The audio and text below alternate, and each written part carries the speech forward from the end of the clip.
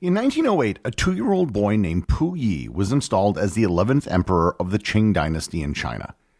His life would prove to be radically different from that of any other Chinese emperor who came before him. He would see the end of Imperial China, become a puppet ruler for those who wished legitimacy, wind up in prison, and finally live out his days as a commoner. His personal story can be seen as a microcosm of the history of China during the 20th century. Learn more about Puyi, the last emperor of China, on this episode of Everything Everywhere Daily.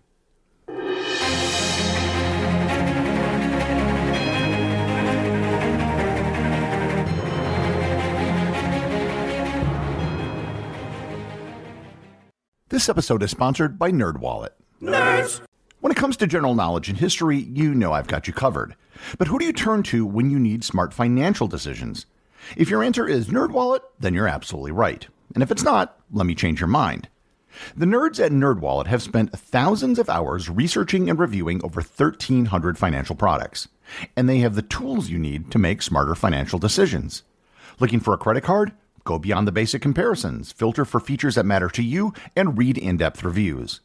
Ready to choose a high-yield savings account? Get access to exclusive deals and compare rates, bonuses, and more. House hunting? View today's top mortgage rates for your home sweet home. Make the Nerds your go-to resource for smart financial decisions. Head to nerdwallet.com/learn more. NerdWallet. Finance smarter. Disclosure: NerdWallet Compare Incorporated, NMLS 1617539. What do Mattel, Banana Republic, ButcherBox, and Glossier all have in common? They power their businesses with Shopify. Shopify is the most innovative and scaled commerce platform on the planet that also happens to have the best converting checkout on the planet. And that's no industry secret. That's Shopify. Learn more at shopify.com/enterprise.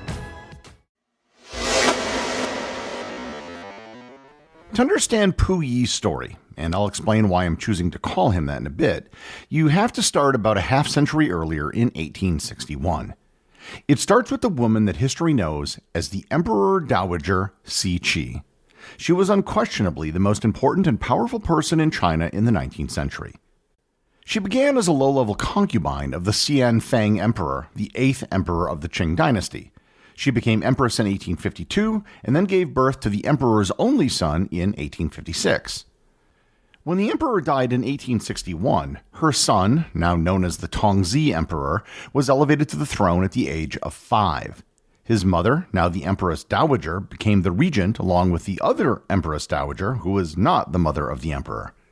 She orchestrated a palace coup known as the Xinyu coup, where she became the primary regent and consolidated power around herself. Her son died at the age of 18 in 1875, and she appointed her 3-year-old nephew, now the Guangxu Emperor, to the throne. Not surprisingly, with another child on the throne, she remained the regent and consolidated more power. The Guangxu Emperor reached the age of majority, but he was never able to escape his aunt's shadow. In 1898, he tried to institute a series of reforms, but the Empress Dowager conducted another coup and put the emperor under house arrest, once again making herself the de facto power behind the throne. The Guangxu Emperor died on November 14, 1908, without an heir, so the Empress Dowager appointed another child to the throne, the 2-year-old Puyi. Puyi was a member of the royal house, but not a direct relative to the Empress Dowager.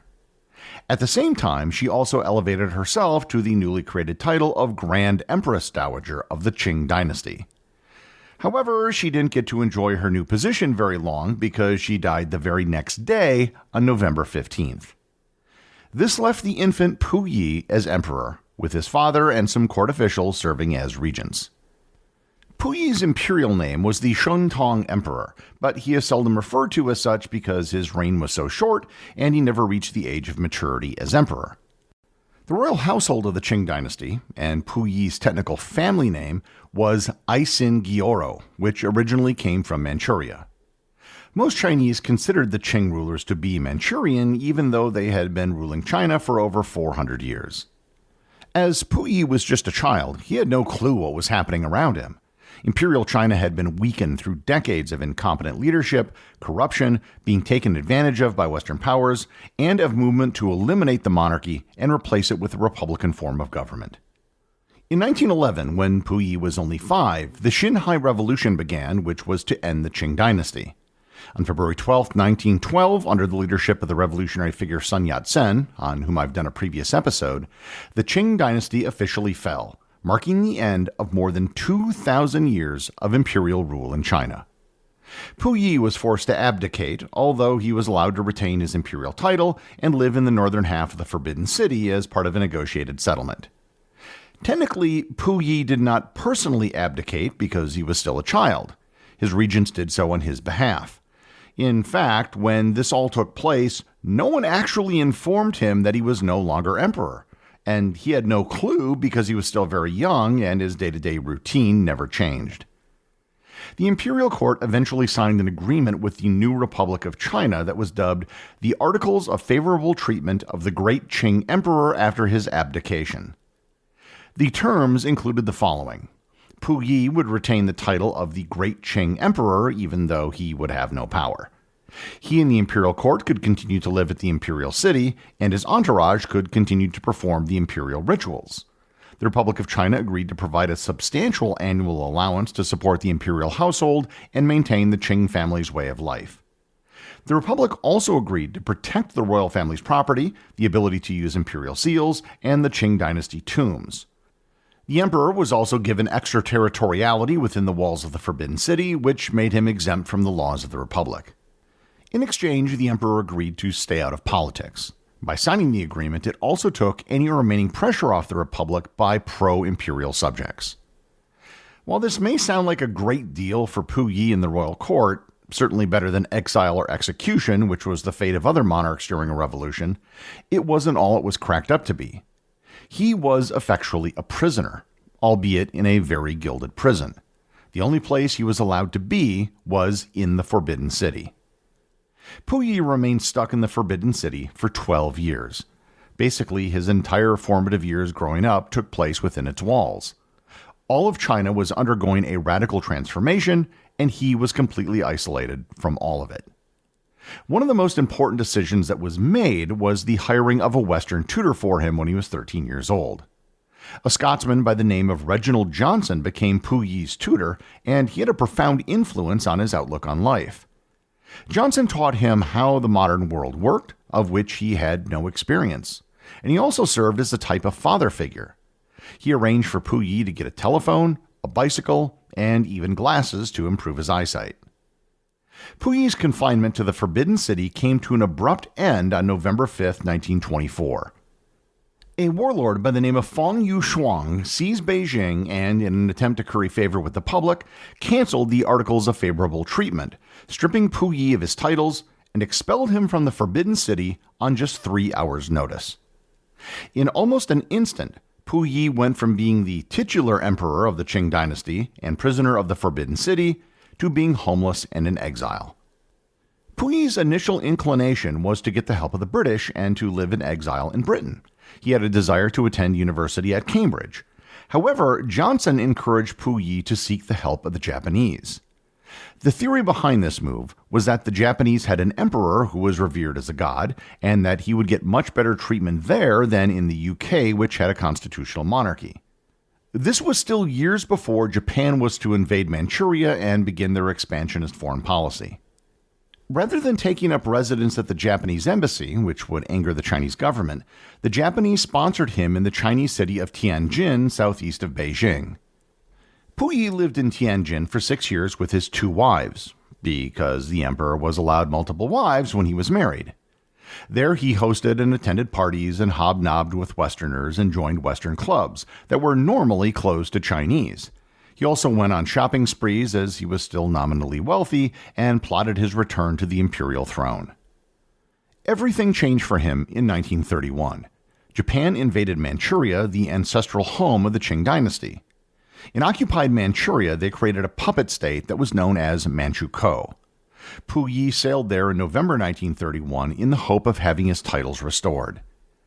He basically ended up being a prisoner of the Japanese and earned the ire of the Chinese, who considered him a traitor.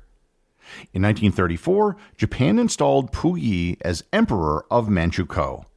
Puyi accepted the position as he thought it would be a means for him to reestablish imperial rule in China. In reality, it was a horrible decision. Puyi had no real power. He was nothing more than a puppet of the Japanese who retained all real control in Manchukuo.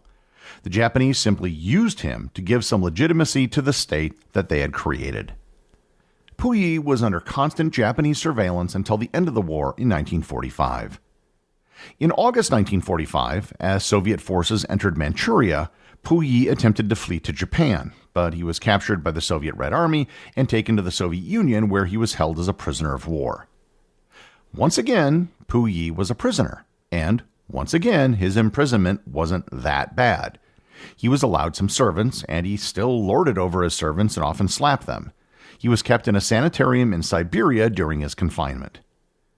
While he was confined by the Soviets, a civil war took place in China, which was won by the Communists. Puyi was not on good terms with either side of the Civil War, but the Communists were probably the worst outcome for him. In 1950, he was returned to China, where he was once again imprisoned, this time for collaboration with the Japanese during the war. Unlike his previous confinements, this time he was not given any special privileges. Puyi spent almost a decade in a communist re-education camp where he underwent ideological rehabilitation. To be fair, he did collaborate with the Japanese. That is undeniable. However, there's no evidence that Puyi had any knowledge of the horrific crimes committed by the Japanese in Manchuria. Given that he was only a figurehead, the Japanese had no incentive to ever share anything with him. In 1959, Puyi was pardoned by the Chinese government as part of a broader policy of national reconciliation. He was released from prison and began a new chapter of his life as an ordinary citizen. In the years following his release, Puyi lived in Beijing and worked as a gardener at the Beijing Botanical Garden. Later, he became an editor at the Chinese People's Political Consultative Conference, a political advisory body. By all accounts, from those who knew him during this period of his life, he was very awkward and clumsy and lacked many basic social skills. For so much of his life, everything had been done for him by servants, and he lacked the basic skills that most people have of daily living. He would often forget to flush the toilet, close doors, or turn off the water, and he was horrible with directions. He often gave press conferences where he praised the communists, which kept him in their favor. He worked for years in prison on a book which was published in 1960. Titled From Emperor to Citizen, in it he recounted his experiences as China's last emperor, his collaboration with the Japanese, and his life during and after imprisonment. Supposedly, when he first moved back to Beijing after being in prison, one of the first things he did was visit the Forbidden City as a tourist.